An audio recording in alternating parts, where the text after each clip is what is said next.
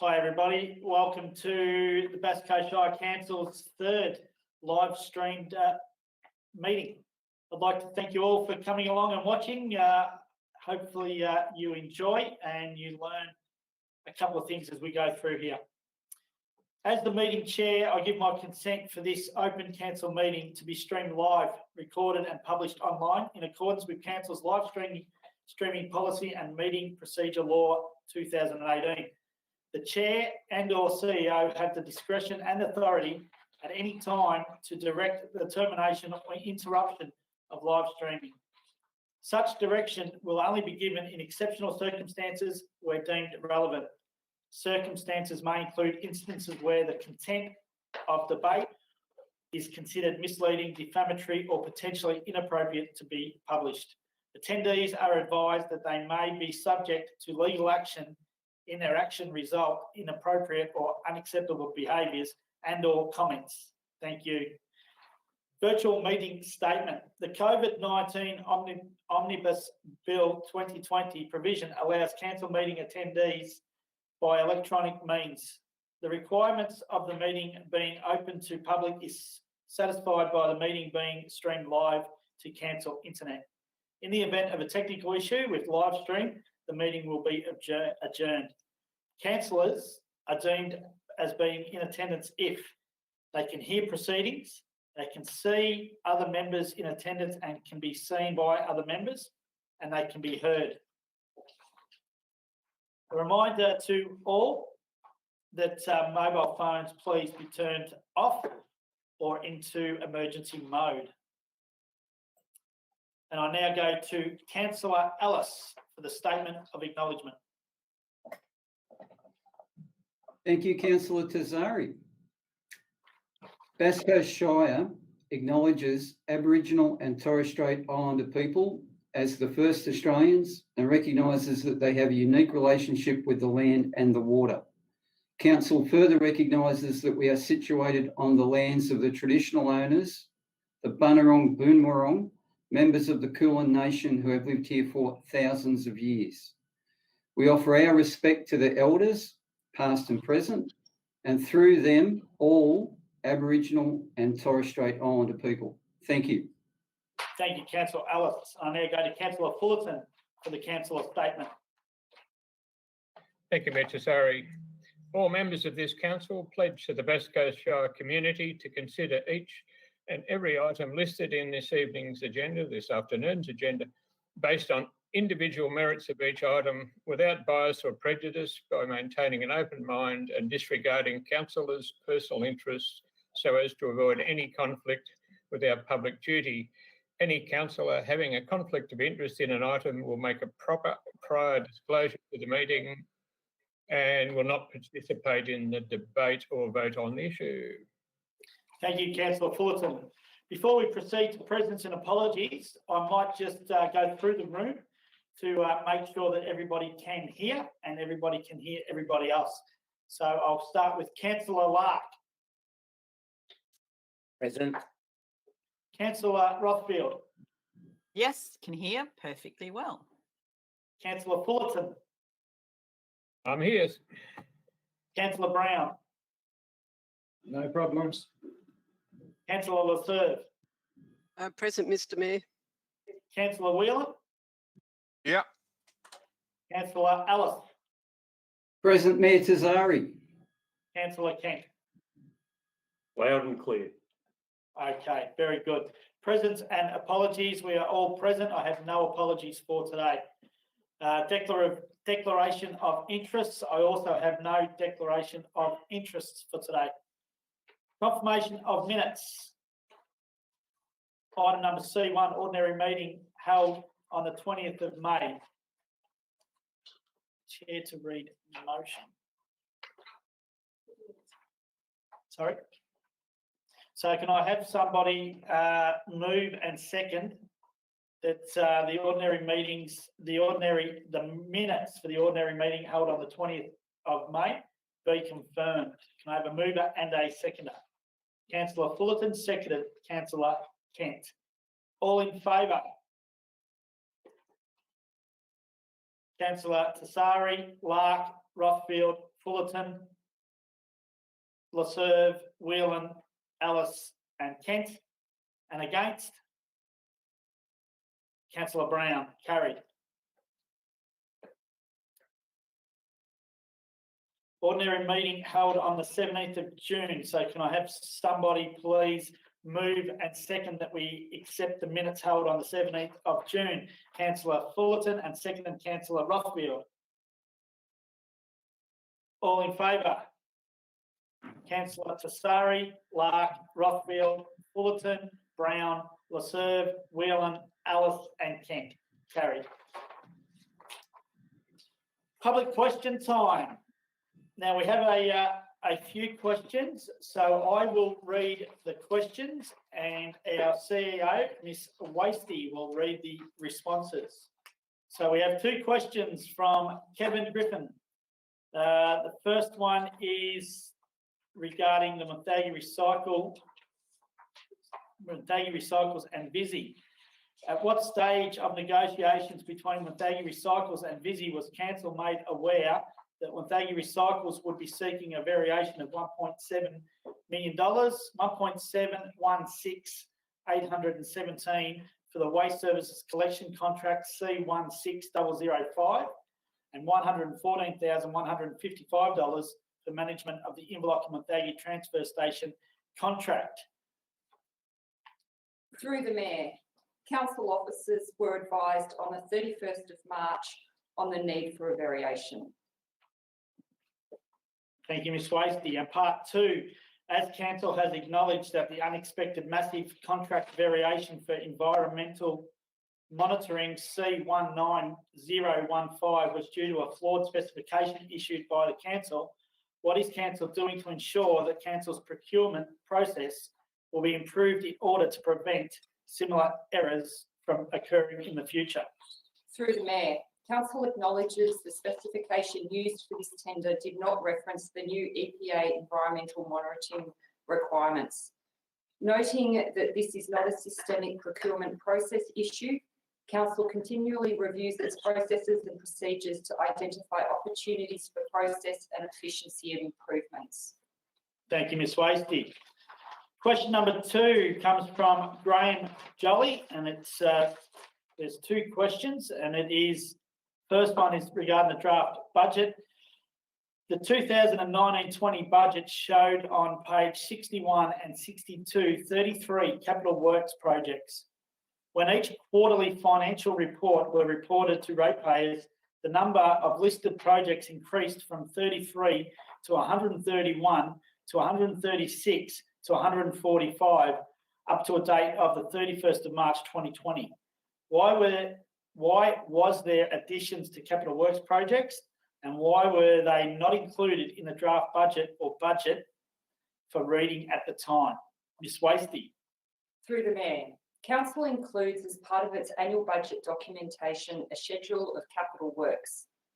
This listing includes capital renewal and upgrade expenditure grouped by infrastructure category: roads, footpaths and cycleways, bridges and drainage.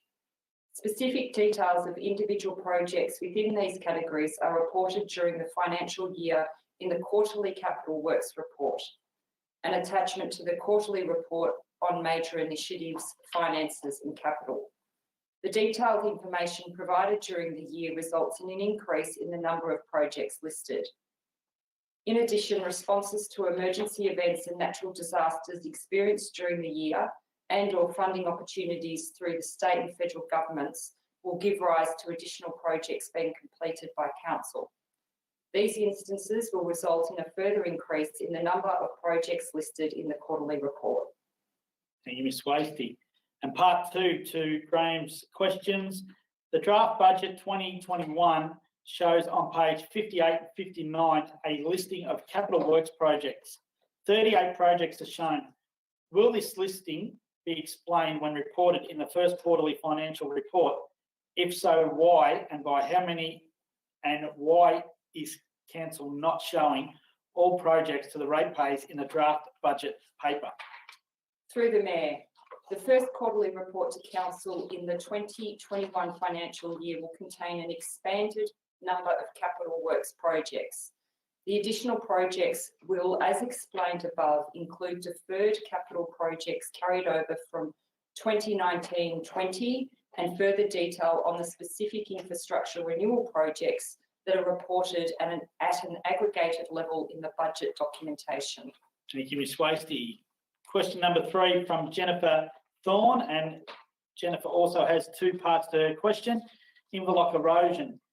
In view of the land subject to inundation overlays for Inverloch prepared by Environment, Land, Water and Planning Victoria State Government, why is construction of a new building allowed with the areas defined on the maps? Through the Mayor, the land subject to inundation overlay triggers the need for planning permission for most developments within areas affected by a 1 in 100-year flood or any other area determined by the Floodplain Management Authority.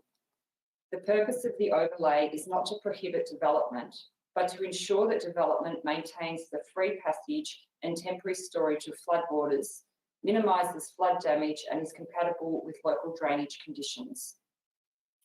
And part 2, in view of the increasing risk of coastal erosion from rising seawaters and the current erosion occurring on the Inverloch Surf Beach, why is construction of a new building and the infrastructure allowed within the areas likely to be affected in the medium term? Through the Mayor, an assessment of proposed developments is completed on a case-by-case basis and includes seeking the advice of the relevant floodplain manager. Thank you, Ms Wasty. The next question is from Alan Grover, and it's regarding a proposal or a 66 lot development in San Remo. And the question reads, the plan for a proposed 66 lot development on two of the acreage lots in Small Court San Remo only shows one access point, which will conservatively result in at least 132 additional vehicles coming and going to and from Small Court and trying to access Shetland Heights, dangerously close to the significant blind spot crest. I asked Council to reconsider access to this proposed estate and insist on a second access point as a matter of safety and urgency. Ms Wasty. Through the Mayor, a planning application for this site has not yet been received by Council. Once received, access to any future development will be assessed in accordance with the provisions of the Bass Coast Planning Scheme. Thank you.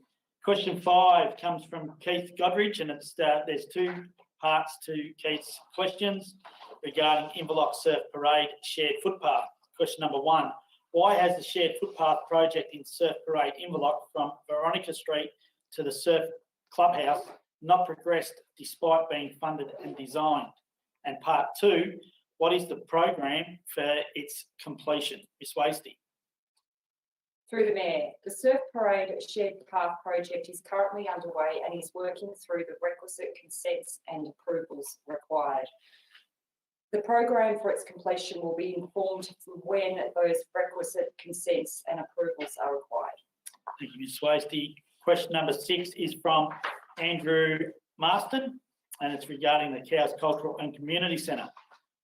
Council has published that the redevelopment of the Cowes Cultural and Community Centre is estimated to provide $51.8 million benefit to the local economy over the life of the project, and the figure was reached by a consultant's economic impact and cost benefit analysis report.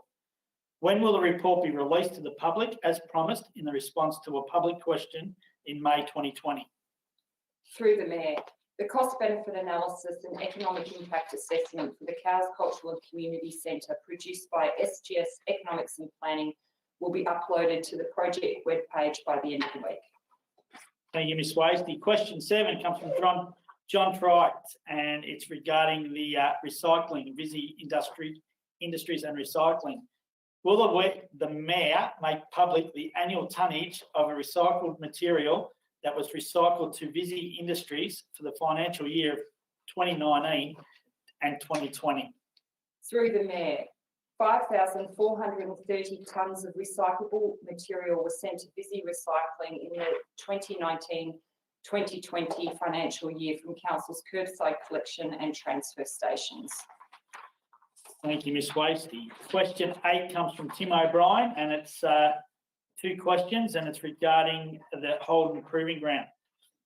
Question 1, given that Phillip Island, one of Australia's most visited tourism destinations, is a traffic cul-de-sac with a single entry pipeline from Melbourne, the Bass Highway, has Council considered the benefits of placing a tourism gateway on that pipeline on the entry to Bass Coast region, a large cultural and tourism centre to intercept, filter and fan tourists across the whole of the region to the Bunurong Coastal Drive, Cape Patterson, Venus Bay, Tarwin and even Cape Wittrap, thus boosting tourism and employment across the whole of the region instead of filtering them all to the island first.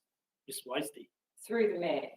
No, at this stage, Council has not considered using the Holden Proving Ground site as a tourism gateway. The site is currently privately owned and Council has existing accredited visitor information centres and services located in Inverloch, Cowes and Newhaven.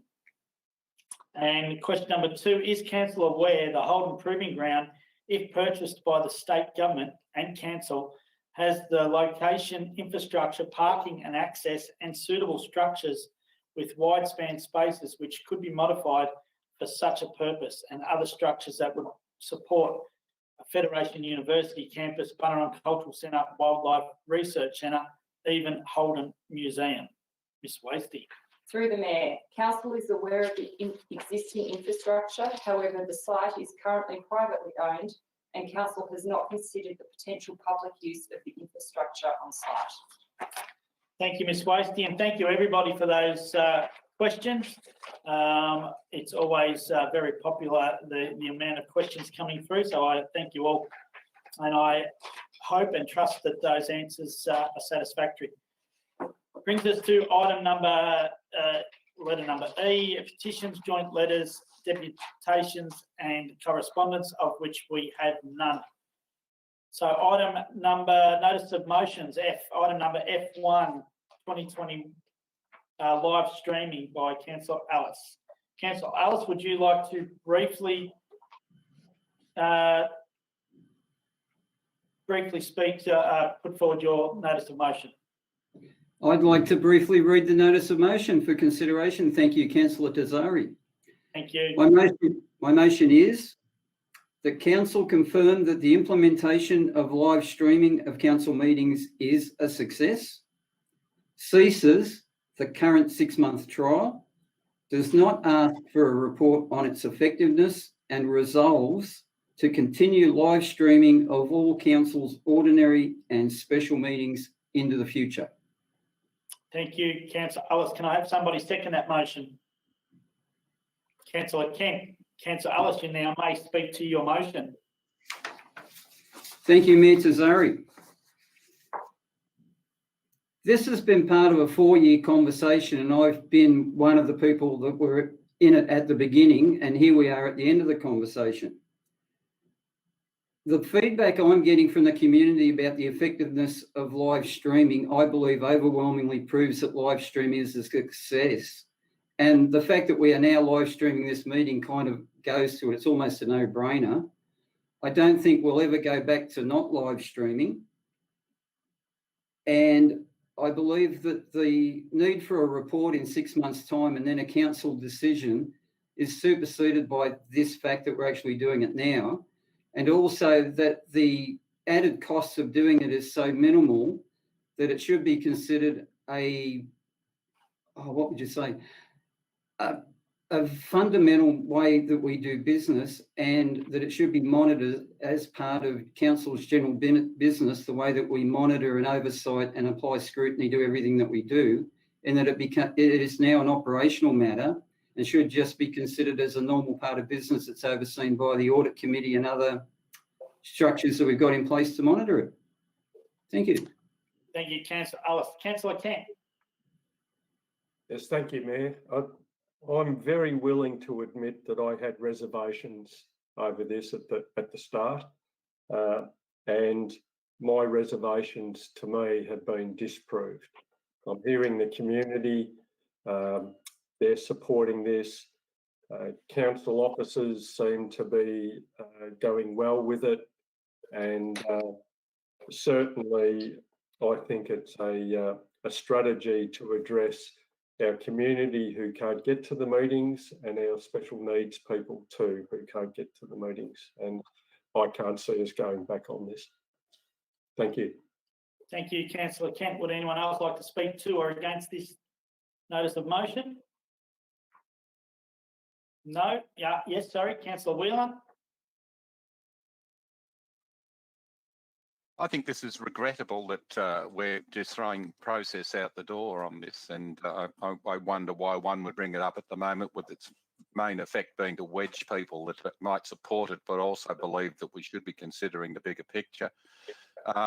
We're in the middle of a pandemic, and that's why we're doing virtual meetings. I think they're going well at this point as well, and it's all very well to say that people with a disability can now participate by viewing the meetings and things, but that's all very well if they're able to hear the meetings. So the point is, what we're doing is not adequate. We need to be considering the bigger picture. We also need to be considering what's going to happen with the Local Government Act beyond the period that the Minister has, or the Local Government Act. It's got a sunset clause on it. We need to know how we'll do it. If we get back to face-to-face meetings, do we still allow virtual participation, which is something I'd very much favour. This is a half-baked cake, and to actually say that the job's been done at this point in time is so premature as to be ludicrous. The idea that there is a virtual, what was the term? Added costs are minimal. Well, you can't say that without stating what the costs are. And I've seen a lot more people going around to set up and make sure these meetings work well. And I do say categorically, I believe they're going very well, and I can't see us going back either. But there's so many issues that aren't dealt with at this point in time as to be absolutely premature. Thank you, Councillor Whelan. Councillor Rothfield. Thanks, Mr. Mayor. Yes, I'm inclined to agree with Councillor Whelan there. We're doing live streaming. We're forced into it, and it's actually working really well. And I support what we're doing absolutely wholeheartedly. I feel this is really a decision for the next council to make. I think it's wrong doing it at this stage. I think, they do need to have a report in order to analyse how well it's doing, what the costs are, what the closed captioning would be after COVID. This is great. This is under an emergency declaration that we're working as we are now. But I do think that in the long term, I think we need to have a look at what the next step is, and process shouldn't be thrown out of the window. We should go through what we have previously established, and that is a report, a trial to be done, and have a look at the analysis at the end. Thank you, Councillor Rothfield. Would anyone else like to speak to or against this notice of motion as it reads? Councillor Lark.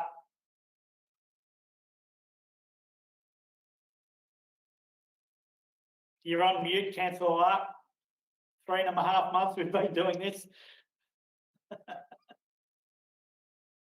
I support and have supported live streaming all along during the last 3.5 years. Pardon me. However, I agree with Councillor Whelan and Councillor Rothfield that, that the trial should run its course, and we look to improving what the offering is in relation to live streaming, and engage with the community for their suggestions too at the end of that trial. My apologies for the coughing. I've been tested. I'm okay. Councillor Lark, would you like to just pause for a second and have a drink of water, or have you got water there? I would if possible. Just pause for a second and have a drink. Even though he was leaving the screen. What do I do there, Robert?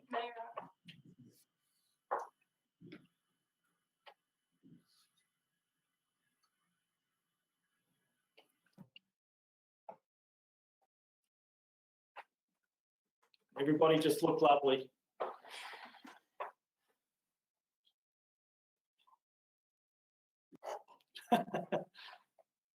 And I resisted the temptation to say anything about Councillor Fullerton. Thank you, Mayor Tessari. No worries, Just in summary, I absolutely wholeheartedly support live streaming. I just think the trial should run its course, and we look to an improved model with community engagement at the end of that trial period. Thank you, Councillor Lark. Councillor Fullerton. Thank you, Bentrasari. Yeah, look, I agree with the others who have spoken just now, but we gave a commitment for a 6-week trial, 6-month trial or whatever. The first one was very successful. The second one had a few flaws. Hopefully this one will be good, but we do have bugs to iron out in it. And yeah, I look forward to the report at the end, and hopefully it'll proceed and be better than we've had so far.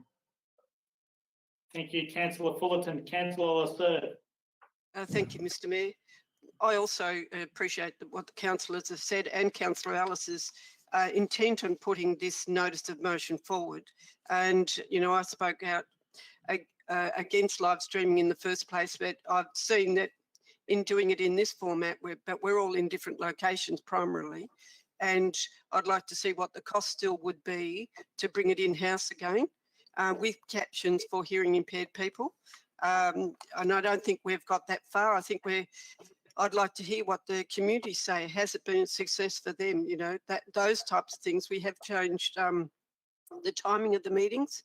So I think there's a lot of factors that I would like to hear, as Councillor Lark said, what the community have got to say. I've changed my mind about, you know, the ease of doing this. It's been great. It's kept the community engaged. And I, you know, commend council and council staff are pulling it together, but there are a few things that we need to iron out first. So I'd wait until the end of the trial. Thank you, Councillor Lasser. Would anyone else like to speak to or against this notice of motion? I'm only looking at one more that's left. No. So, Councillor Ellis, would you like to speak, put this to a vote or speak to the motion? I'll just thank everybody for their honest candour and their participation. I think we've all had our say. I think we just put it to the vote. Thank you, Mayor Desari. Thank you, Councillor Ellis. All in favour of the notice of motion as it reads, please raise your hands. Councillor Tassari, Councillor Ellis and Councillor Kent. And against? Councillor Lark, Rothfield, Fullerton, Brown, Lasserve and Whelan. Lost. Item number F2, Holden Proving Grounds. Councillor Ellis, if you could put forward your notice of motion without speaking to it, please. Thank you, Mayor Tassari. The motion I put reads as follows. Point 1, request an urgent meeting with the Minister for Planning to discuss options for protection of this site. Point 2, advocate for the protection of the site through formal recognition and protection within the Statement of Planning Policy. And number 3, request a report be prepared for the August 2020 Council meeting identifying options for the environmental protection of the site. The report should explore Council's options in regard to formal recognition of the site, including the introduction of an overlay within the Bass Coast planning scheme. Thank you, Mayor Tassari. Thank you, Councillor Ellis. Can I have somebody second that notice of motion, please? Councillor Kent. Councillor Ellis, would you like to speak to your motion? I would, thank you, Mayor Tassari. This is our last best chance to leave a significant, precious environmental legacy. This is a once-in-a-generation opportunity to do something for the environment. This 2,000 acres of bushland contains over a quarter of the remnant vegetation on the whole eastern side of Western Port. It's rare and it's unique. Apart from this place, there are no large patches of bush left anywhere between Mount Worth, Bunyip State Park and Wilson's Prom. This was once an extensive West Gippsland forest. This fragile bushland should belong to the community of Southern Gippsland and the people of Victoria. There are numerous strong, loud voices calling for their state, their federal government and their local government to ensure that this remnant of bush isn't lost to sand mining. Sand mining is everyone's worst fear for this precious, fragile place. Over 60 days ago, Councillor Lasserve, via a motion, asked the state government to buy the HPG. We await a ministerial response. That's 60 days we've been waiting. So point 1 today calls for an urgent meeting with the Minister for Planning. As a council, we can do the work on the overlays to protect the Holden woodlands.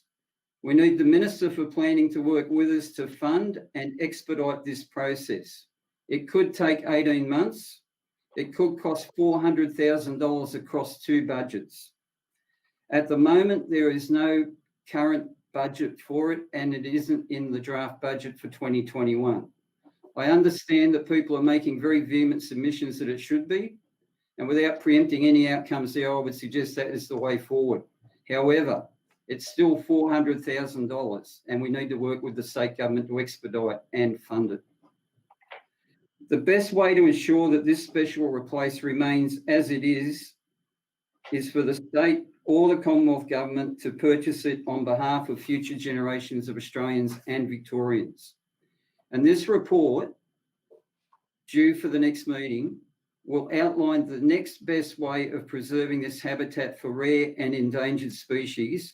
And we need to send a clear message that we hold this unique parcel of West Gippsland coastal forest precious above all else. Thank you. Thank you, Councillor Ellis. Councillor Kent.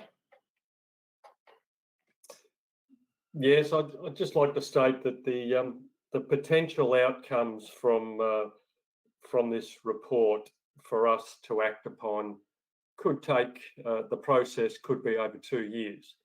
We need to start now, immediately. Otherwise, we're just going to be left behind. I'd also like Councillor Ellis to maybe consider an extra point on his motion in regards to negotiating with the federal government too, but that's for his consideration. I believe that if Councillor we Kent, need can I just to, step in there? Would you like to put an amendment to that, or suggest an amendment to the motion? yes, I'd like to suggest an amendment. Okay, can we get the wording to the suggestion? Hang on, Councillor Kent. Point of order, Mayor Tazari. I believe somebody that has Yeah, put no, or that is- seconded the motion can't move an amendment on it. That is correct, Councillor Ellis. Thank you. I'll just say Councillor Laserve has got her hand up. Councillor Kent, if I can just go to Councillor Laserve. So, Mr Mayor, I'll certainly move that amendment to the notice of motion And what wording would you like to use?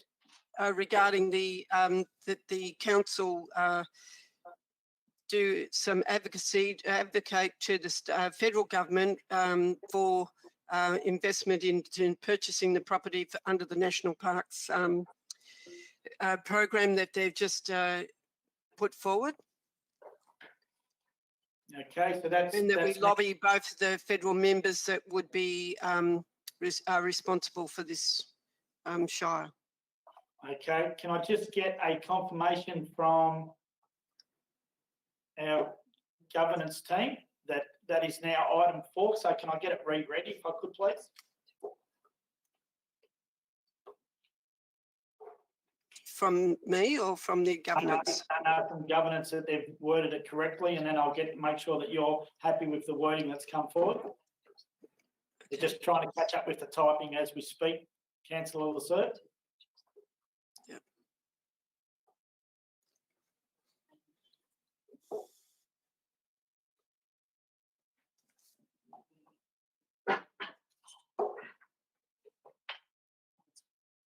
Okay, so the wording as it stands for point 4. So through you, Mr Mayor, advocate to the federal government to purchase the property and lobby both the federal members responsible for the Bass Coast Shire Council. Are you happy with that, Councillor Laserve? Yes, if there's any other contribution from other councillors that want to add anything to it at this stage. Sure. No, but I'm happy. Forward at this point. Councillor Ellis, are you happy to accept that as part of your notice of motion? Except for one point of order, Mayor Tazari, there is only one federal member that covers the Bass Coast. Since the redistribution, Greg Hunt's no longer our representative. That is correct. I accept that, thank you. Governance, can I just get that reread if I could, please? Advocate to the federal government to purchase the property and lobby the federal member responsible for Bass Coast Shire Council. Councillor Ellis, Under- you're happy with Ellis serve? You're happy with that? Yeah, and is that, do we need to acknowledge the new Commonwealth Government National Park funding allocation that's just been announced, and they talk about the need to boost our tourism and infrastructure sector? Councillor I think so. Serve, I think if we've just said lobby the federal government, that will take in all aspects of money available from the federal government. Okay, thank you. Are you happy with that as it was read? Yep, thank you very much. Alice, you're happy to accept that as an amendment to your notice of motion? Can I just hear you? Sorry, Councillor Alice. Sorry, yes. Thank you. Councillor Kent, you're happy to second that amendment to the notice of motion? Yes, I am. Thank you. Councillor Serve, would you like to speak to the notice of motion as it reads? Look, I'm just happy to support this. We've seen that there's been many suggestions of the way forward, but I think it's at a critical point now, because we've 60 days in to yet another notice of motion to try and put the brakes on this, and I don't think we're getting any traction. So I think that we really need to ramp up what we're doing so that we get the traction to be at that negotiations very soon. Thank you, Councillor Serve. Would anyone else like to speak to or against this notice of motion? Councillor Lark. Microphone, Councillor Lark. Microphone. I just wanted to clarify that it was appropriate under the meeting rules, Councillor Kent, who seconded the original motion, could second the amendment.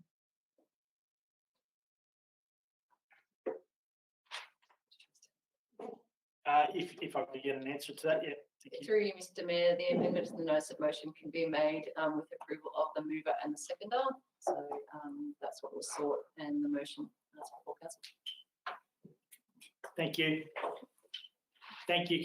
Councillor Lark, would you like to speak to or against the notice of motion? No? No. Anyone else like to speak? Councillor Whelan. Yeah, I'm a bit concerned that we haven't got the big statement on this thing, which is that we want to see, the grand vision is how we want to see this site, and I think that's what's needed. And then beyond that, the various activities that council can take could fall out of that. We tend to be prescriptive, and I think that's been the failing of how we've gone about this thus far. So I'll comment on in respect to how the resolution does read. And in respect to point 1, we should be working through our local member on that. She's shown a strong interest in this. I've seen social media of her attending there with the supporting group, and we should really be working through her and engaging with her, particularly if we want to get in to see the Minister for Planning. Our opportunity to do that as well enhanced if we got the local member on side. So I think that's something we should have been considering.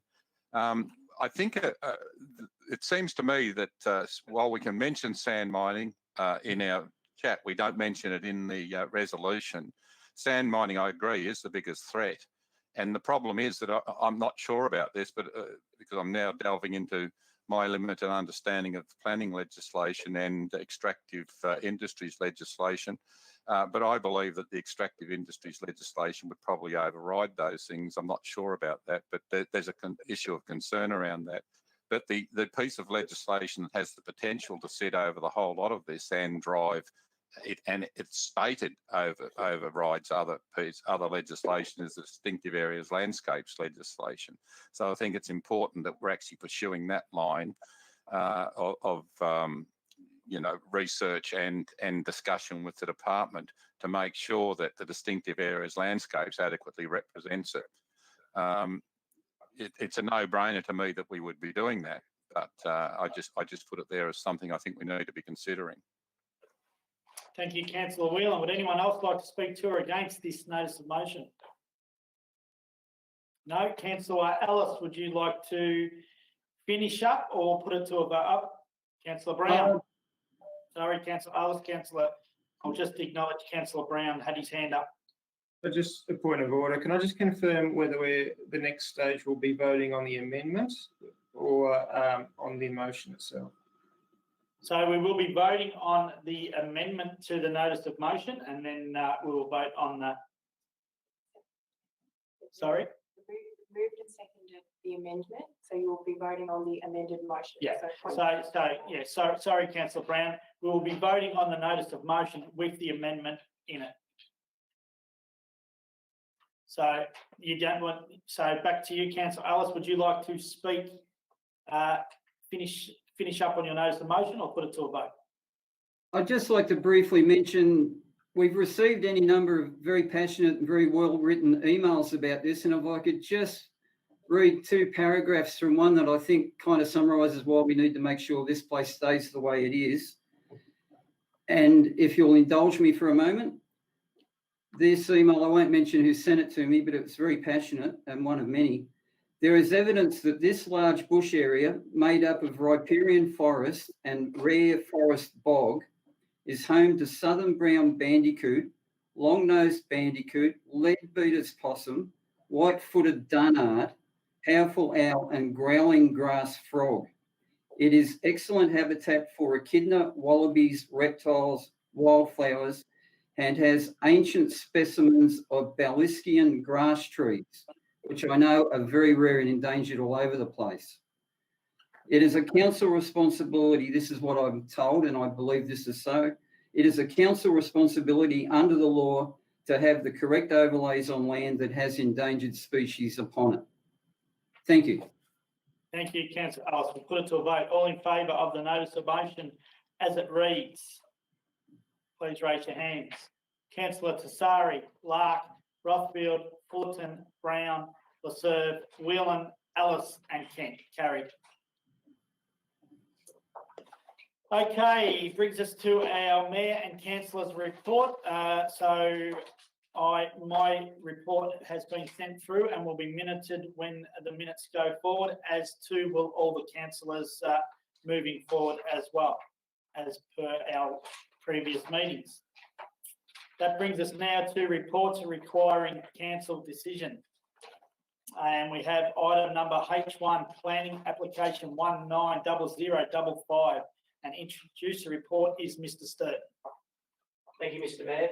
The purpose of this report is to present an application to re-subdivide land into 2 lots at 103 Ventnor Beach Road, Ventnor. The application has been assessed and it is recommended that council resolve to issue a notice of refusal given the application does not accord with the policies and objectives of the Bass Coast Planning Scheme. Thank you, Mr. Mayor. Thank you, Mr. Sturton. Can I have somebody, Councillor Fullerton, you're moving that motion, and your microphone's on mute, Councillor Fullerton. Yep. No, I have an amendment to move, Mr. Shari, that prepared. You have an amendment or an alternate? Sorry, I have an alternative motion to put, and Thank that you. motion is for approval. Councillor Fullerton, if I could just ask for that to be put up on the screen. If you would like to briefly describe your alternative motion without speaking to it, Councillor Fullerton. Yes, in simple terms, the motion is to approve the subdivision. With the conditions noted. So it's just up on screen now. So if you would like to read your recommendation. Yep, okay. In relation to the planning permit 190055 for the re-subdivision of land located at 103 Ventnor Beach Road, Ventnor, council resolves to issue a planning permit subject to the following conditions, and those conditions are listed. There's probably no need to read them right through. I prefer you didn't. Thanks very much, Councillor Fullerton. Can I have somebody second that motion? Councillor Rothfield. Councillor Fullerton, you may speak to the motion. Thank you, Mr. Carey. Look, this is probably one of the weak points of our planning scheme, in that it's the subject land, as numerous blocks around this are very small acreages. This is about 11 acres, I believe. This is more than, it's probably best described as a realignment of boundaries rather than a subdivision. The land is currently in 2 titles, owned jointly by 2 parties. And what we're proposing to, what the applicants are proposing to do is to split the land in half so that they actually have half each. And there's a dwelling on one, and the permit will allow a dwelling to be built on the second block as which will be subject to a further planning application. But there are 5 or 6 similar sized blocks in that area, and they all have dwellings on them. So there's no rhyme or reason why the new one shouldn't. It is zoned, it's a farm zone, but it's only 11 acres. It's not productive land. The back is be sensitively planted out significantly, and unfortunately it's caught up as a farm zone with a minimum of 100 acre subdivision, but it's an anomaly in our scheme, and I'm more than happy to recommend that the subdivision be approved as submitted. Thank you, Councillor Fullerton. Before we go to you, Councillor Rothfield, and we go any further, I forgot to confirm when the screen was shared with the amendment that we could all see and hear. So can I just get a confirmation that we could all see the amendment on the screen and we could all hear Councillor Fullerton? So if we could have a show of hands, that's Councillor Tassari, Lark, Rothfield, Fullerton, Brown, Laserve, Whelan, Ellis and Kent. Thank you very much. Councillor Rothfield, would you like to speak to the motion, please? Thanks, Mr. Mayor. Yes, I think sometimes common sense has to prevail. I know that by crossing the T's and dotting the I's, that some of these policies are contravened under the planning policy framework and planning scheme. But the area is in total 6 hectares, and then we're talking about preserving productive farmland. It's 6 hectares. So as I say, I think common sense has to prevail. This is dividing 6 hectares into basically 3 each, not quite, but something like that. And I just think that it makes common sense to allow it. I think it's unfortunate sometimes that we have to go through the nitpicking and conditions that we do. Thank you, Councillor Rothfield. Would anyone else like to speak to or against this motion? Councillor Whelan. I'll be very quick. It's my understanding it doesn't give the right to build on the other block at this point in time. That would be subject to a further permit. Now, I know Councillor Fullerton said that, but he also said both things, really. Look, one of the things that's stated in the report is that it doesn't achieve the minimum subdivision lot areas, but nor does the existing arrangement. And the existing arrangement is far less rational than what's being proposed. So there's a question of semantics here too, because we discussed that it's called a subdivision, but in actual fact it's a boundary realignment. They're the same thing apparently in planning terms, but I think they tell you a different story, and I think it gets a more rational outcome. Thank you. Thank you, Councillor Whelan. Councillor Laserve. Mr. Mayor, could I just have some clarification around a point on page 27? It's in the dot point 3 down the page where it says about the section 173 agreement applied to any permit issued could prevent this, meaning that for an application for a dwelling. So is that statement saying that a realignment of these boundaries would prohibit under a 173 agreement, or we would be enforcing a 173 agreement with the owner? Mr. Sturton, if I could. Through you, Mr. Mayor, a section 173 agreement could be applied as part of this resolution to the land to prevent a dwelling. As I understand, with the alternate recommendation, that doesn't form part of what Councillor Fullerton has provided. Okay, I just wanted to clarify that. Thank you. Thank you, Councillor Sturton. Thank you, Mr. Sturton. Anybody else like to speak to or against the motion? No? Councillor Fullerton, would you like to summarise or put it to a vote? I will summarise it briefly. There's a long history with this land. It was actually approved in 2006, I think it was, but the applicants didn't realise they had to do a formal closure on it, and so it lapsed, but the application is to redo it now. The 173 agreement, I totally dispute the need or any requirement for that. What we end up with is a series of blocks of land. They're all small acreages, 4 or 5, 6 acres. Every one of them has a dwelling, and there's absolutely no reason to exclude a dwelling from this one. But it will be a planning permit will be required for a dwelling in the future. But yeah, we certainly should not be excluding that future need. So no, look, I'm more than happy to support that amendment. Thank you, Councillor Fullerton. We'll put it to a vote. All in favour of the motion as the alternate motion as it reads. Councillor Tessari, Lark, Rothfield, Fullerton, Brown, Lasserve, Whelan, Ellis and Kent. Carried. Item number H2, another planning application 190137 to be introduced by Mr. Sturton. Thank you, Mr. Mayor. The purpose of this report is to present an application to develop the land for the purposes of a single dwelling at 31 Silverleaves Avenue, Silverleaves. The planning permit is required as the land is subject to inundation overlay. The application has been referred to Melbourne Water, who have given their approval to the proposal. The application has been assessed against the Bass Coast planning scheme, and it is recommended that Council resolve to issue a planning permit in line with the amended recommendations conditions. Thank you, Mr. Mayor. Thank you, Mr. Sturton. Can I have somebody move and second? Councillor Fullerton, you'd like to move and second? No. I have an alternative motion. You have an alternative motion to this one? Okay. I'm just, if we could watch your alternative motion, Councillor Fullerton. The alternative is to defer the matter until the next meeting, till the August meeting. Okay, so we have Councillor Fullerton would like to defer this application until the August meeting. Can I have somebody second that? Councillor Rothfield. Councillor Fullerton, you may speak to your alternate motion. Thank you, Mr. Sari. Look, the plans as submitted are clearly wrong. There's a DDO 1 down there, a 7-metre height limit.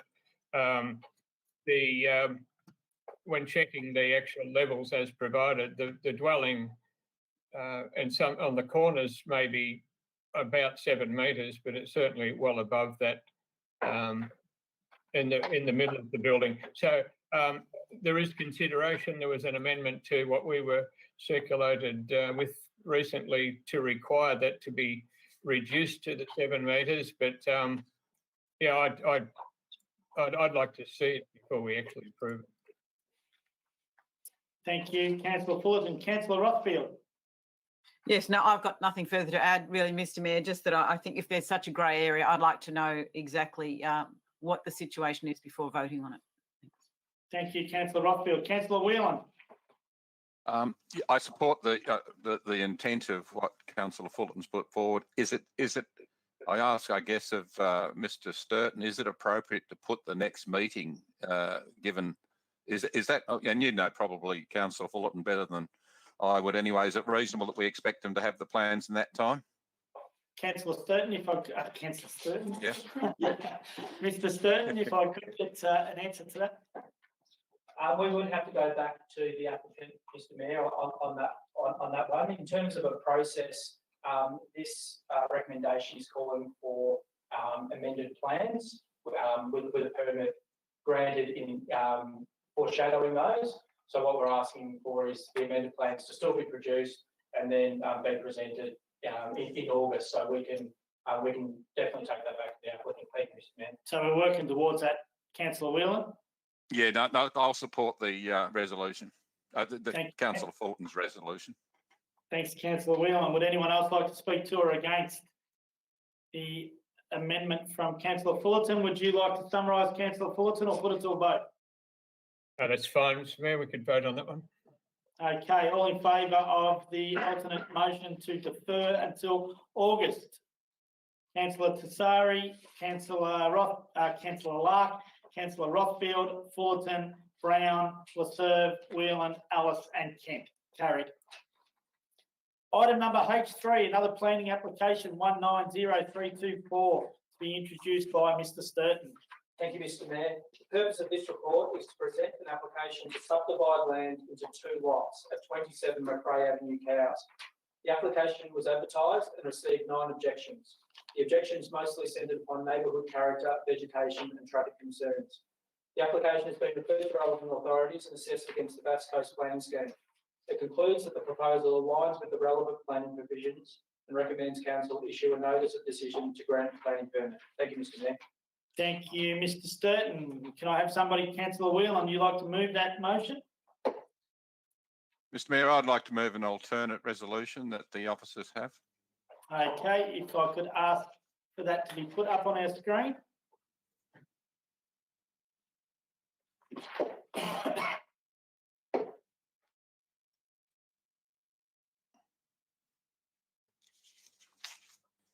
And if I could ask if all councillors can see that screen and still hear, if I could see a show of hands.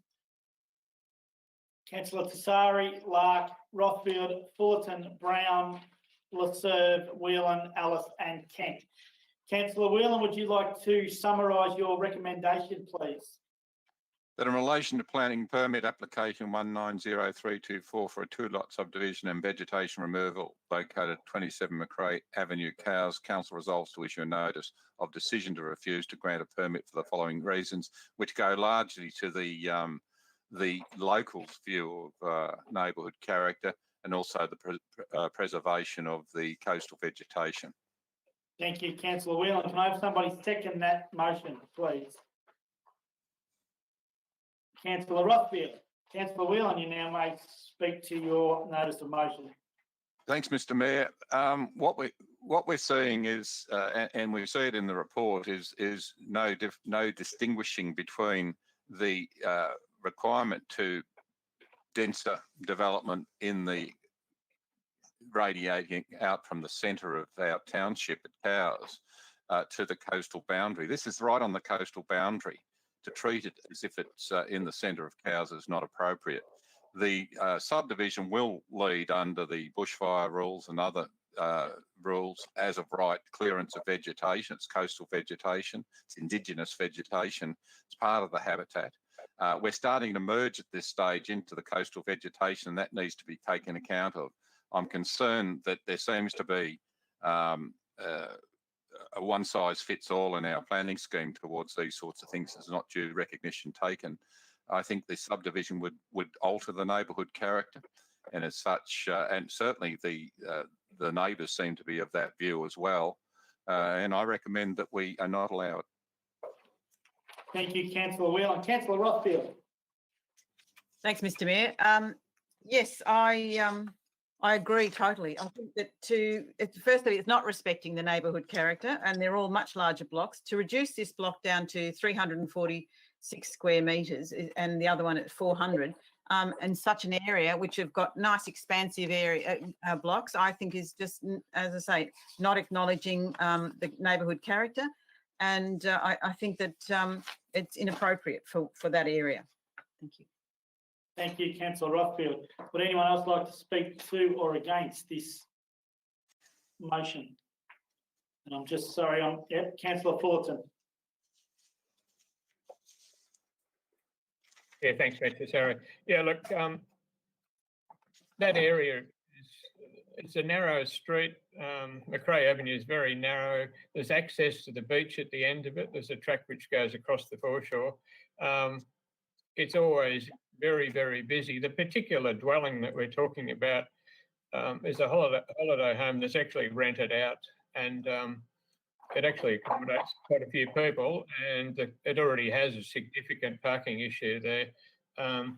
I see in putting another house similar there on the block, it's just going to unacceptably add to the congestion in that quiet area of Cowes, which is actually a very nice quiet area. Thank you, Councillor Fullerton. Would anyone else like to speak to or against the motion put forward? No? Councillor Whelan, would you like to summarise or put it to a vote? Happy to put it to a vote. All in favour of the alternate motion put forward by Councillor Whelan, please raise your hands. Councillor Tassari, Rothfield, Fullerton, Brown, Whelan, Ellis and Kent, and against? Councillor LaServe and Councillor Lark. Carried. Item number H4, it's another planning issue to be introduced by Mr. Sturton again. Thank you, Mr. Mayor. The purpose of this report is for Council to consider the submissions received regarding planning scheme amendment C150. This proponent-led amendment seeks to rezone the site from low-density residential zone to general residential zone Schedule 1, and also remove the significant landscape overlay Schedule 1 to the land at 126 Shetland Heights Road, San Remo. The amendment was exhibited for 1 month from 16th April 2020 to 16th May 2020 and attracted 27 submissions, which received 19 letters of support, 3 neutral responses and 5 objections. It is recommended the Council progress this amendment and request that the Minister for Planning appoint an independent planning panel to consider the amendment. Thank you, Mr. Mayor. Thank you, Mr. Sturton. Could I have somebody move and second this recommendation as it reads? Councillor LaServe, Councillor Kent. Councillor LaServe, would you like to speak to this recommendation? Thank you, Mr. Mayor. I think it explains itself really quite well. I think it's this is a long-winded one, historic. It's just trying to sort out the better arrangement for the people that are residing in this complex compound, if I could say it like that. So I think that we need to go and get a directive from the Planning Minister as a way forward. Thank you, Councillor LaServe. Councillor Kent. Nothing much to add. It's just a bit of a mess in there and needs to be cleaned up. Thank you, Councillor Kent. Would anyone else like to speak to or against? No. Councillor LaServe, would you like to put it to a vote? Yes, please, Mr. Mayor. All in favour of the recommendation as it reads? Councillor Tassari, Lark, Rothfield, Fullerton, Brown, LaServe, Whelan, Ellis and Kent. Carried. Item number H5, Local Government Power Purchase Agreement to be presented by Ms Kennedy. Thank you, Mr. Mayor. The purpose of this report is to review Council's participation in a renewable energy procurement project. At the 17th of July 2019 Ordinary Council meeting, Council resolved to enter the tender process for procuring 30% of its electricity through a power purchase agreement for renewable energy with the MAV as procurement agent. Based on work undertaken by the Local Government Power Purchase Agreement Working Group and advice from MADIX, this report now recommends that Council commit to the Local Government Power Purchase Agreement by joining with partner councils to tender process brokered by Darebin City Council to find the best PPA offer available in the market. It also recommends that Council increase its nominated electricity load from 30% to 100% to align with the declaration of a climate emergency and realise greater savings. Thank you, Mr. Mayor. Thank you, Ms Kennedy. Can I have somebody move and second this recommendation as it reads? Councillor Whelan and seconded. Councillor Whelan. Thanks, Mr. Mayor. Yeah, look, I think this is a good idea. I did look at it with some trepidation as to whether it was closing off options for council to use its buying power for a local project, and I'm absolutely assured that's not the case. So it allows us in a sweep of the pen really to become 100% renewable in our energy use here in Bass Coast, which of course in the climate emergency context is a good thing to do. It's a great cooperative project between a number of councils, and we're getting a bit of benefit of the clout and leverage that we get from some of the bigger brothers and sisters we have up around the metropolitan area, Darebin being one of those. And the reason they're the lead agency was going to be MAV, and legal advice suggested it was best to be run by a nominated council. We get access to some incredible knowledge that of officers within those councils that is incredibly beneficial to us. It's flexible. The key point, it's flexible and allows us to withdraw demand at some point in time to help put towards a local project which will grow green jobs here in Bass Coast. So I'm looking forward to that opportunity as well. Thank you. Thank you, Councillor Whelan. Councillor Ellis. I think my colleague Councillor Whelan's covered it nicely. I can't add any more to that. I think he's done a good job in representing this motion. Thank you, Councillor Ellis. Would anyone else like to speak to or against this recommendation? No. Councillor Whelan, would you like to summarise or put it to a vote? Put it to a vote. All in favour of the recommendation as it reads? Councillor Tassari, Lark, Rothfield, Fullerton, Brown, Lasserve, Whelan, Ellis and Kent. Carried. Item number H6, Waste Service Contract, to be presented by Ms Kennedy. Thank you, Mr Mayor. Wonthaggi Recyclers are currently contracted to deliver Council's waste collection service contract and operate its transfer stations at Inverloch and Wonthaggi. This is a 10-year contract that ends in August 2027. As a result of global changes in the recyclable sector, a force majeure event was triggered and Council approved a variation known as Variation 1 for both contracts. This variation was for the cost of delivering these services over a 2-year period and expired on the 30th of June 2020.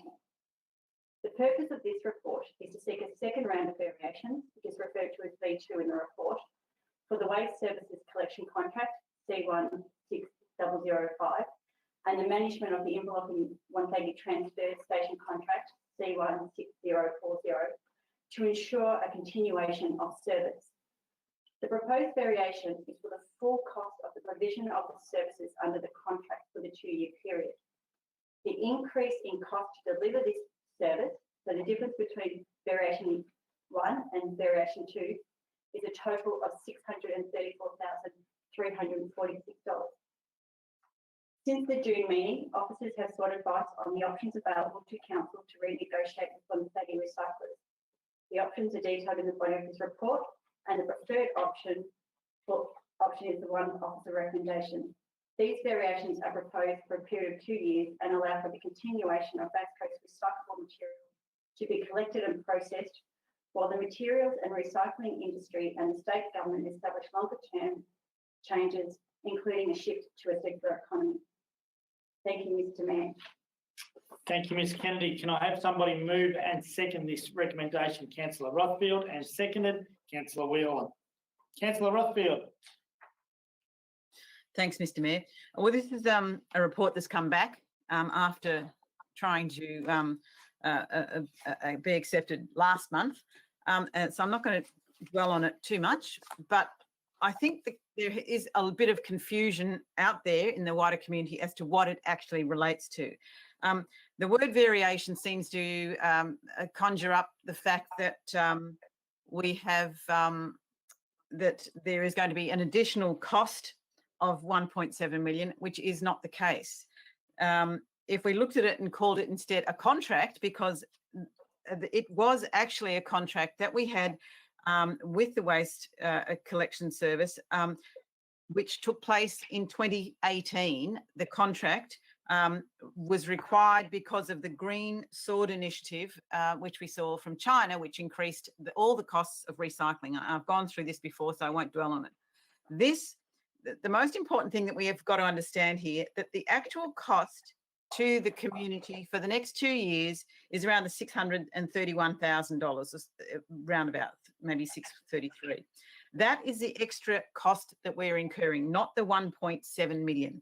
And that's this variation of the for 2 years will then require a further variation in 2 years' time. There's no way, we're not going back to the future. We have a different landscape now in respect to recycling.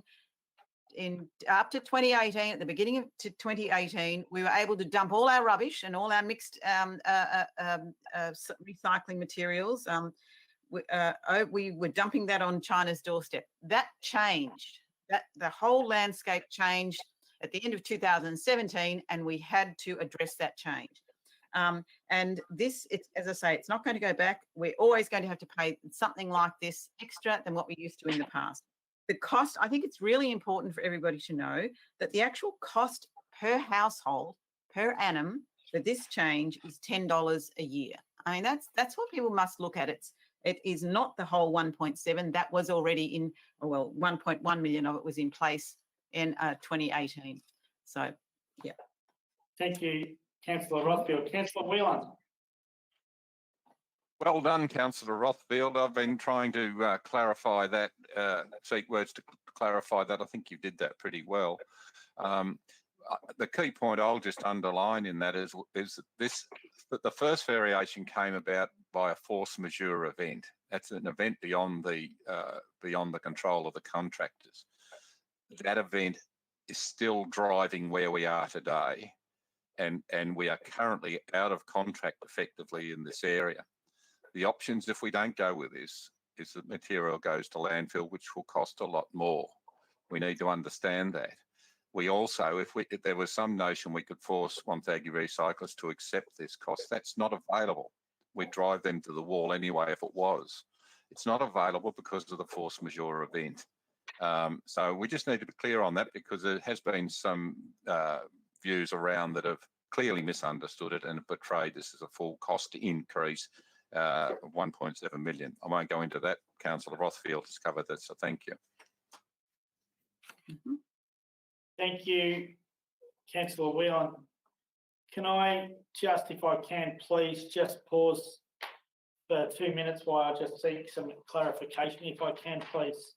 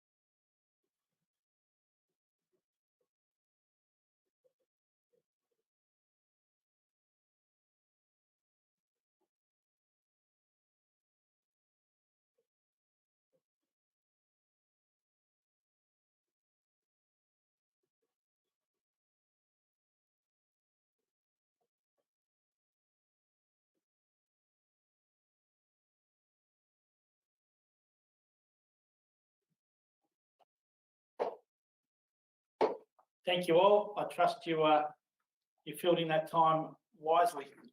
I just needed to seek some clarification for 2 seconds, which I'm happy with. So we will continue on. Thank you, Councillor Rothfield, for you. I think Councillor Laserve is missing. Oh, she's dropped off. She is too. Councillor Laserve, are you there? Okay, I'll continue doing what? We can? Okay, so Councillor Laserve, we can continue while we wait for Councillor Laserve to come back. So Councillor Rothfield has spoken to the motion. Councillor Whelan has spoken to the motion. Would anybody else like to speak to the motion? Councillor Kent. Thank you. I'll fill a spot whilst Councillor Laserve comes back.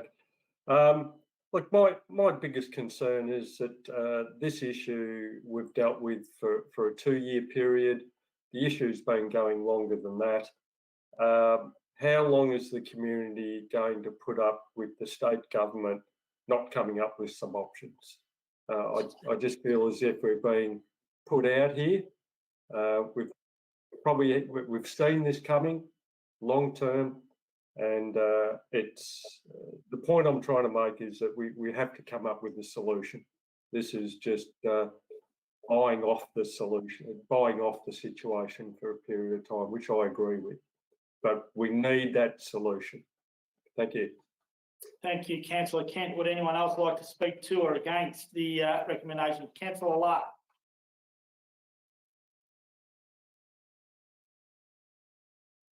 You're on mute, Councillor Lark. That's 3 strikes now. I'm glad I'm not playing baseball. I wish to reiterate my opposition to the first contract variation and now a second variation. And in my view, without any meaningful negotiation with Wonthaggi Recyclers Proprietary Limited. After all, the contract is between Council and Wonthaggi Recyclers Proprietary Limited. We appear to be more concerned about Wonthaggi Recyclers Proprietary Limited return on investment instead of negotiating a better outcome for our community. The psyche appears to be that it's okay because Council will simply pass on the increased waste costs associated with this variation and ultimately borne by our ratepayers. By way of interest, the Cleanaway Group has a 50% joint venture interest in Wonthaggi Recyclers Proprietary Limited, and that group for 2019 derived 2.28 billion in revenue. I am concerned with the lack of negotiation in relation to both variations, and so should our community. Thank you, Councillor Lark. Would anyone else? Councillor Brown? Thanks, Mr. Mayor. So Council deferred this item from last month, and the reports come back to us. The amounts haven't changed, the figures haven't changed.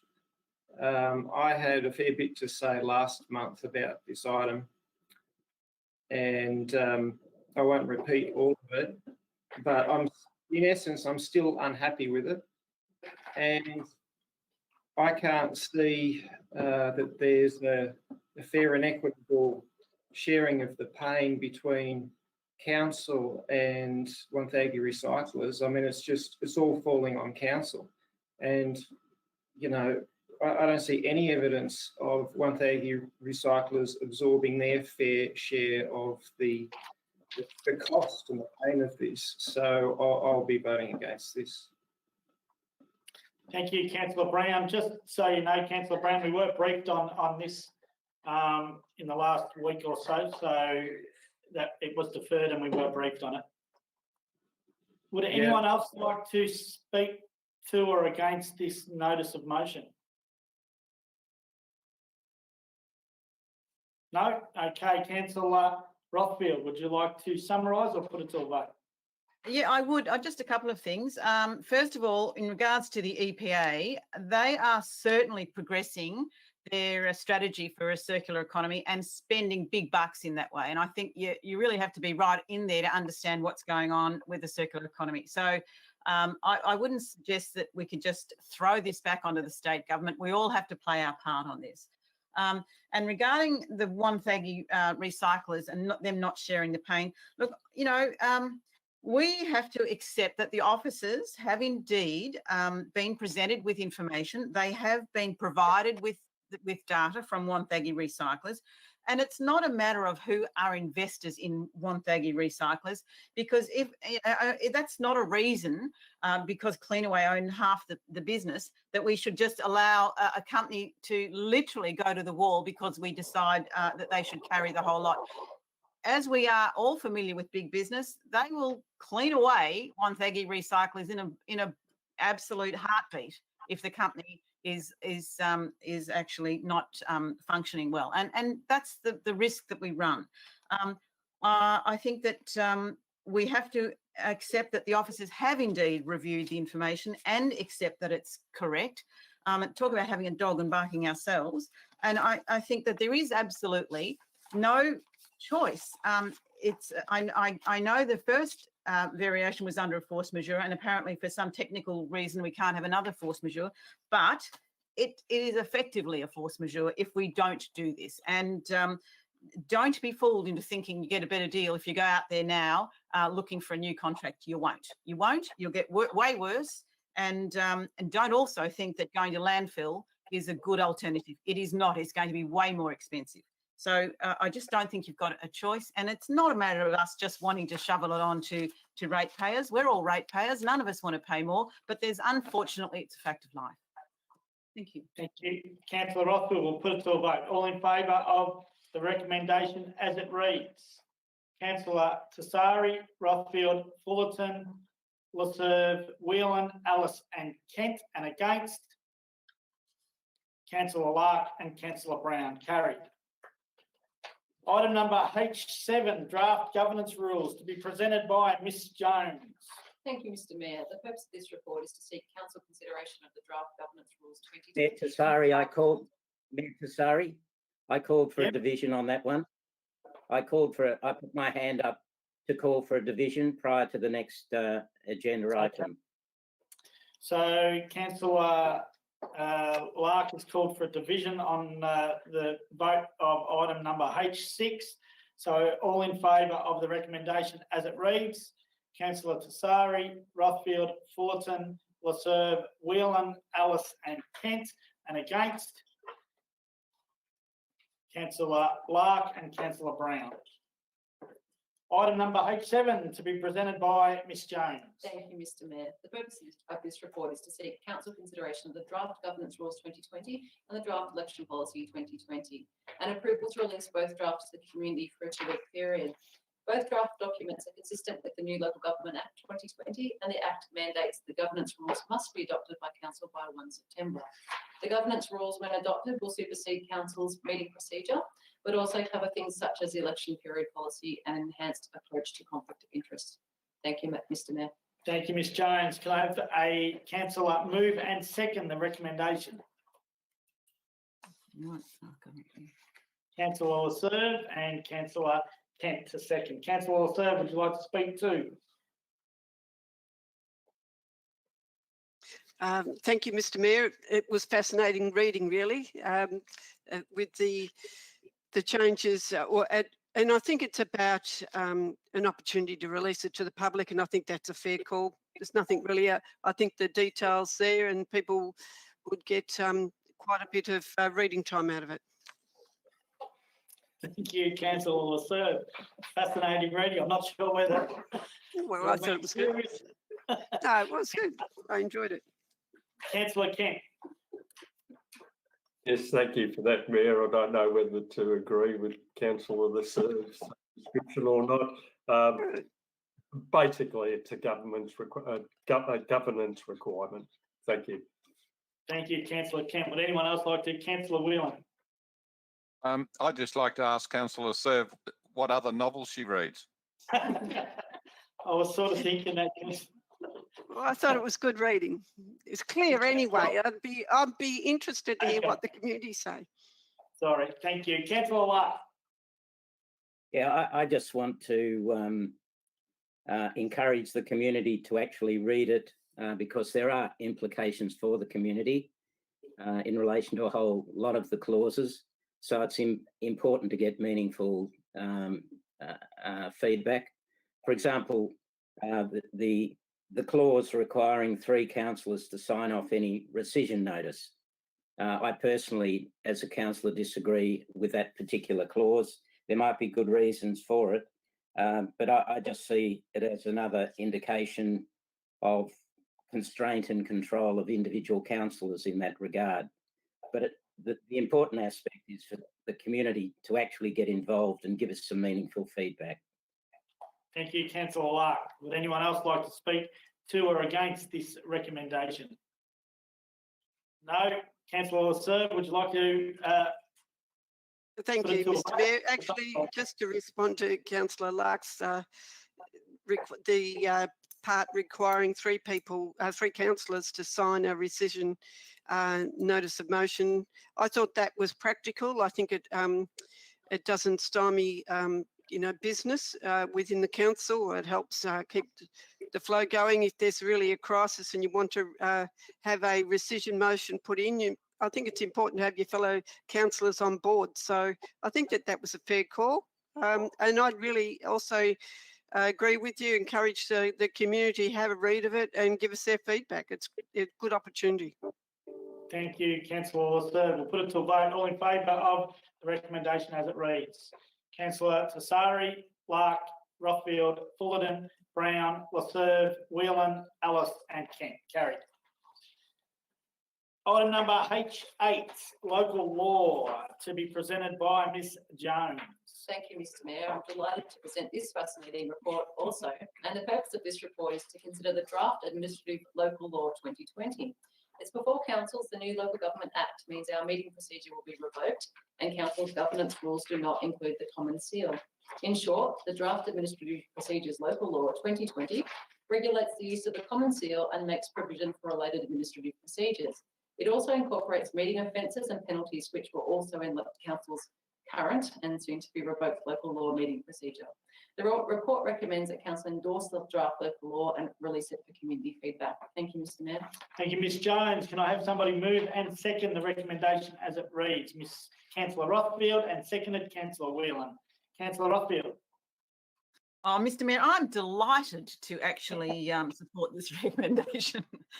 And anything that regulates the rules of us using the common seal must be a good rule and must be a good law. So no, I'm very supportive of the new the draft of the administrative procedure laws. Thank you, Councillor Rothfield. Councillor Whelan. Oh, I'm okay. You're okay. Okay. Would anyone else like to speak to or against this recommendation? Councillor Lark. You're on mute, Councillor Lark. That's 4 strikes now. That's it. I just want to reiterate how important it is for the community to review and give us feedback. For example, in the rules or under these local laws, potentially 5 penalty points or $825 can be imposed for improper or disorderly conduct on any person attending a council meeting. So it goes far beyond just councillors. It does impact on the public. So if for example, the chair calls a person for being disorderly and it continues on, that person could quite easily be charged $825 for that particular offence, and follow up penalty points, I think of 2, another $330 if they don't leave the meeting. So there are implications for the community and they should be aware of that and give feedback accordingly. Notwithstanding that the new Local Government Act does allow for those penalty points. Thank you, Councillor Lark. Is there anything in there, Councillor Lark, for councillors not putting on their microphone? Would anyone else like to speak to or against the recommendation as it reads? No? Councillor Rothfield, would you like to put it to a vote? I will. I'd just like to just clarify that we are live streaming, and I think for the rest of our lives we'll probably be live streaming. So I'm not sure that's actually going to be really a real issue with regard to counting council meeting offences. But anyway, yes, put it to a vote. Thank you, Councillor Rothfield. All in favour of the recommendation as it reads? Councillor Tessari, Lark, Rothfield, Fullerton, Brown, Laserve, Whelan, Ellis and Kent. Carried. Item number H9, Community Asset Committees, to be presented by Ms Jones. Thank you, Mr Mayor. The purpose of this report is to request council approval to transition the special committees of management that currently manage council's facilities from Section 86 committees to Community Asset Committees in line with the new Local Government Act. The report recommends that council do this. Thank you, Mr Mayor. Thank you, Ms Jones. Can I have somebody move and second this recommendation as it reads? Councillor Rothfield and seconded Councillor Ellis. Councillor Rothfield. Look, I think we're going to be seeing more and more of these procedural type of motions because the Local Government Act is coming gradually into effect bit by bit, and that's basically we're modifying our own powers or our own processes to accord with the Act. So this is another situation where we're actually conferring with the new Local Government Act. That's it. Thank you, Councillor Rothfield. Councillor Ellis. I agree with Councillor Rothfield's comments. I just want to point out, as I always do, the value of Section 86 committees to our shire and our ward. We couldn't keep everything, the parks and the halls, we couldn't afford to maintain them ourselves if there were no Section 86 committees. They are now moving to a different name.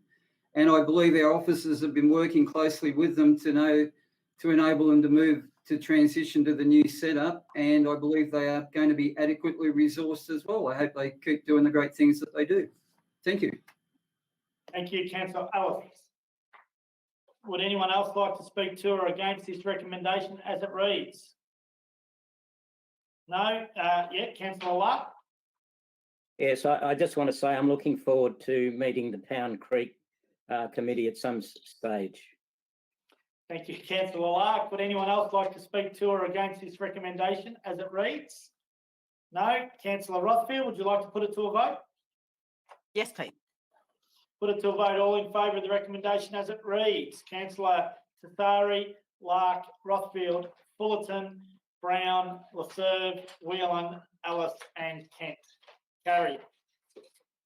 Item number H10, delegated committees to be presented by Ms Jones. Thank you, Mr Mayor. The last one in today's suite of Local Government Act changes relates to delegated committees.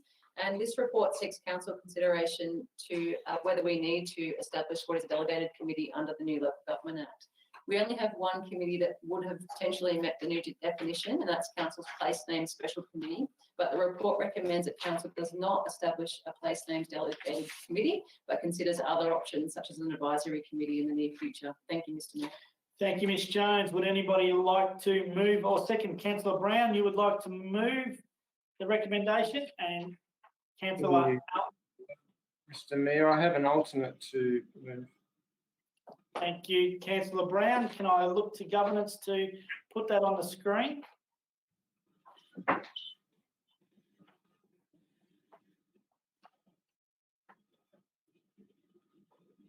Okay, so Councillor Brown, would you like to read your alternate, please?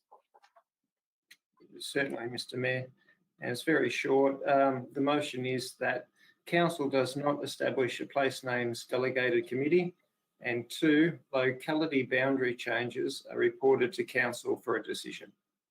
Can I have somebody second that recommendation? Councillor Ellis, that's your hand up there. Yep. Okay, Councillor Brown, would you like to speak to your alternate? Certainly. I have mixed feelings about the whole item because I'm currently chair of the Place Names Committee.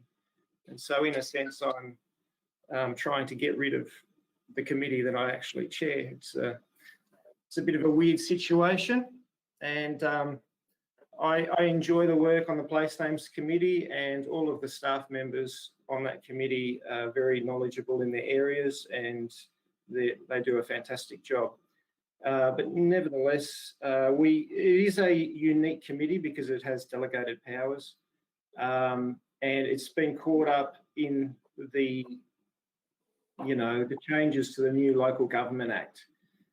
So it really impacts on this committee and perhaps not other committees in the same way. So I think, the committee does a couple of different things. It's involved with the naming of roads. That's one of the functions. And I think the staff get caught up on that because they get applications, they're ready to go with decisions, and they have to wait for the meeting to happen. So I'm happy that those kind of decisions are made under delegation. But I think the other thing they do is locality boundary changes. And they change, a property can change from one locality into another.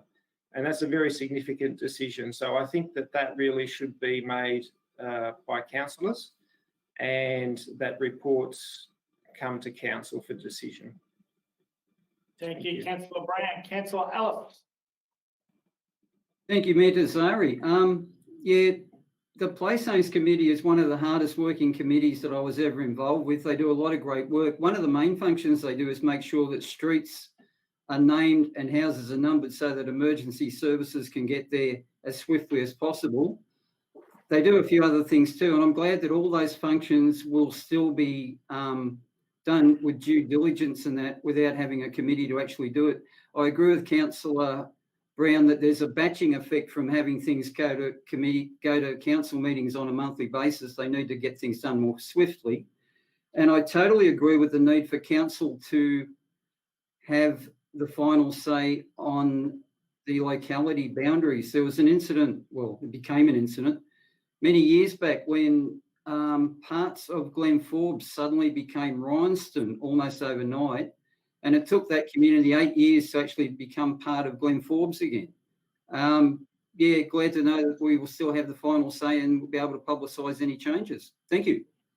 Thank you, Councillor Ellis. Would anyone else? Councillor Rothfield.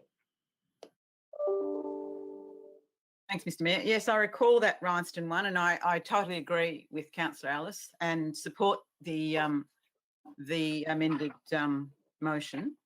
I'd just like to point out that it is an alternative motion, not an alternate motion. Alternate means we take turns off on. Alternative is an option, another choice. We get that wrong all the time, and it's 4 years we've been talking about it. We should not use the word alternate. It is alternative. That's all I have to say. Thank you very much, Councillor Rothfield. Would anyone else like to speak to Councillor Brown's alternative motion? No? Okay. Councillor Brown, would you like to summarise your alternative motion or put it to a vote? Well, Mr Mayor, I was just thinking about what Councillor Rothfield said and whether there's issues around my freedom to expression, to my right to use the word alternate or alternative. But happy to put it to the vote. Thank you, Councillor Brown. All in favour of the alternative motion as it reads? Councillor Tassari, Lark, Rothfield, Fullerton, Brown, Lasserve, Whelan, Ellis and Kent. Carried.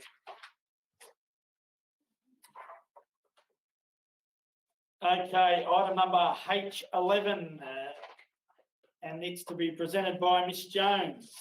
Thank you, Mr Mayor. The purpose of this report is to recommend Council resolve to appoint the named officers as authorised officers under the Planning and Environment Act 1987 and approve the execution of the attached instrument of appointment and authorisations. Thank you, Mr Mayor. Thank you, Ms Jones. Can I have somebody move and second the recommendation? Councillor Rothfield, seconded Councillor Ellis. Councillor Rothfield. Thanks, Mr Mayor. Again, a procedural motion, really. It's just really specifying everybody who has individually been appointed. And it really, yes, it's something we must do every now and again. Thank you, Councillor Rothfield. Councillor Ellis. Totally agree with Councillor Rothfield.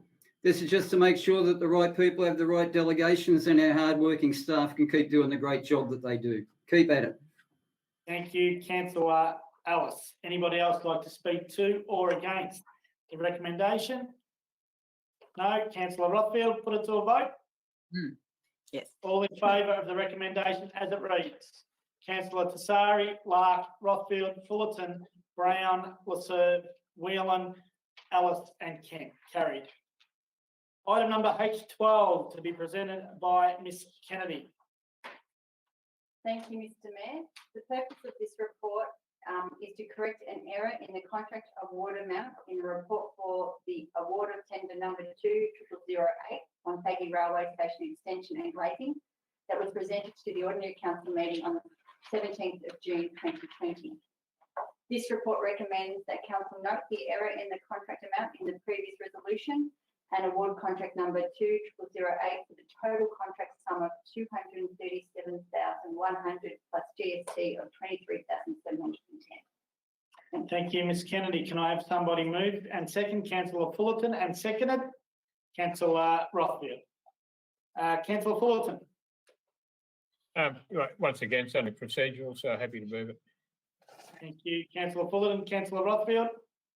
I don't think I'd call it procedural, but never mind. It's nice that it's actually, for once, our way. Yeah, so from what I read here anyway, I should have read, 237 instead of 265. Yay, we win. But you know what? everybody makes mistakes, and there's nothing wrong with making a mistake. And I totally support, all of us. We're all human, and good luck. And it's lovely to see it all transparent and out there. So well done. Thank you, Councillor Rothfield. Councillor Lott. Thank you, Mayor Tassari. This was simply an inadvertent inclusion of the contingency amount in the internal project management costs, which shouldn't have been included for the tender purposes. So a simple matter to be corrected. Thank you, Councillor Lott. Would anyone else like to speak to or against this recommendation? Councillor Fullerton, would you like to put it to a vote? For a procedural mistake, yes. Thank you, Councillor Fullerton. All in favour of the recommendation as it reads: Councillor Tassari, Lark, Rothfield, Fullerton, Brown, Lasserve, Whelan, Ellis and Kent. Carried. That brings us to the conclusion of items needing councillor reports or councillors' reports. So now statutory reports. Can I have a councillor move and second that the agenda items I1 to I3 be considered as a block? Councillor Fullerton and Councillor Ellis. All in favour of Councillor Tassari, Lark, Rothfield, Fullerton, Brown, Lasserve, Whelan, Ellis and Kent. Carried. None, I'll just turn my page.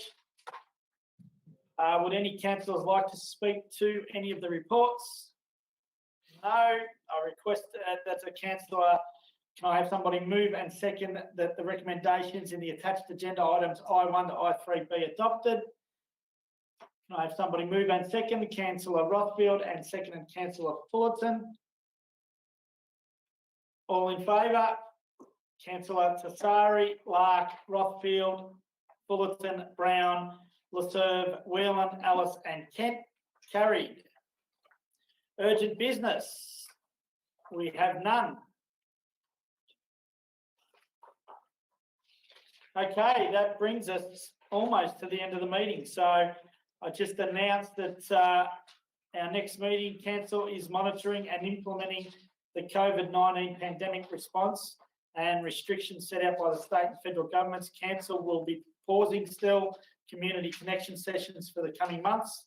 The next special council meeting will be held virtually on the 29th of July 2020, commencing at 11 a.m. It will be open to the public via live streaming. The next ordinary council meeting will be held virtually on the 19th of August 2020, commencing at 11 a.m. It will be open to the public via live streaming.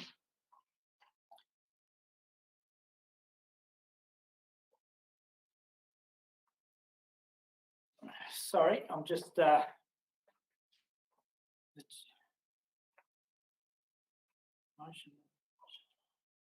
sorry, 2 seconds.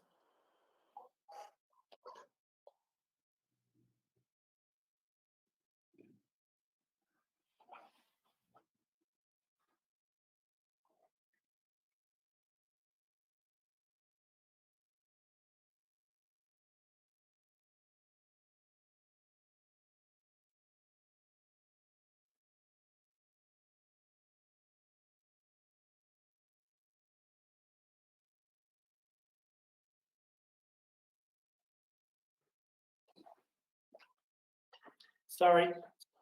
Thank you for your patience. The sad thing is we actually rehearsed this and I still had to clarify it. So I now move a motion that the meeting be closed to members of the public under section 3.1F of the Local Government Act 2020 to consider this item as it deals with, and F is personal information, being information which, if released, would result in unreasonable disclosure of information about any person or their personal affairs. If I could have a councillor move and second that we close that. Councillor Lark. Councillor Tassari, can I clarify one point? With the next ordinary meeting, is that 11 a.m. or 1 p.m? Yeah, but the Councillor Lark is talking about the ordinary meeting, which will be 1. It is 1 p.m, Councillor Lark. That is a good pickup. So that will deduct one of your fines from not putting your microphone on. Thank you very much. So if I can move that motion that we close the meeting for the personal information, Councillor Rothfield seconded. Councillor Tisari, can I just clarify something? It does state here that the ordinary council meeting is at 1 o'clock, but there is a special council meeting at 11 o'clock, which I'm assuming is the budget meeting.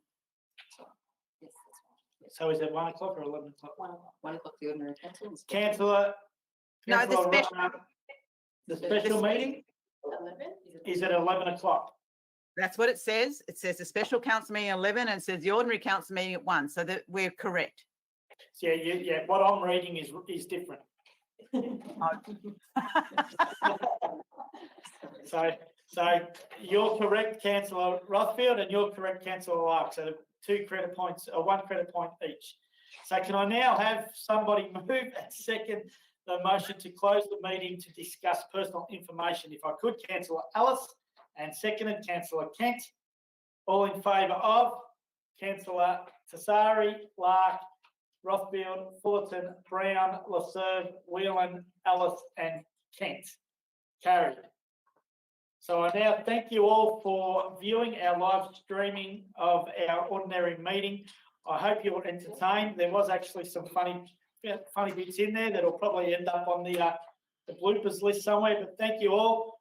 And I look forward to seeing you all again at our next special meeting in July the 29th at 11 o'clock, and then also for our ordinary meeting on the 19th of August at 1 o'clock. Thank you all.